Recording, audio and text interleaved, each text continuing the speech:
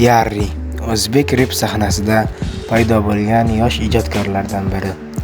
U zamonaviy bitlar va sodda esda qoladigan matnlar bilan tinglovchilarning e'tiborini tortdi.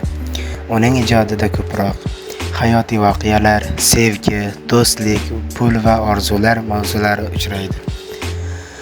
Yarrining eng ko'p tinglangan triklar orasida boshqacha edi. Men orzu qilgan hayot boshqacha edi. Oypari Topdim bir xankal pari, yurakka botirdi ul xanjari. pul Pul odamni o'zgartiradi, pul odamni gaplattiradi, pul. Bu qo'shiqlar musiqa platformalarida tinglovchilarni o'ziga tortdi. Yarrining muvaffaqiyati bir nechta omil bilan bog'liq.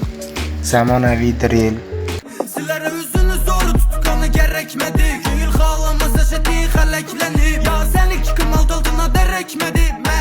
va hip-hop uslubidagi musiqalar, qisqa va yodda qoladigan matnlar, ijtimoiy tarmoqlarda faol tarqalgan triklar, yoshlarga didiga mos uslub. Shu sababli u qisqa vaqt ichida o'z auditoriyasini shakllantirdi.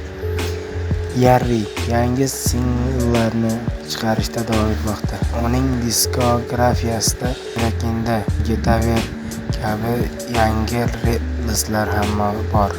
Bu uning ijodini davom ettirayotganini ko'rsatadi. Yarri o'zbek repining yangi avlod vakillaridan biri sifatida e'tibor qozonmoqda. Sizningcha u kelajakda O'zbekistondagi eng mashhur reperlardan biriga aylana oladimi?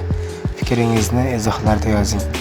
Videoga like bosishni va kanalga obuna bo'lishni unutmang. Bir gün keladi ketamiz hammamiz orzulara yetmeyin.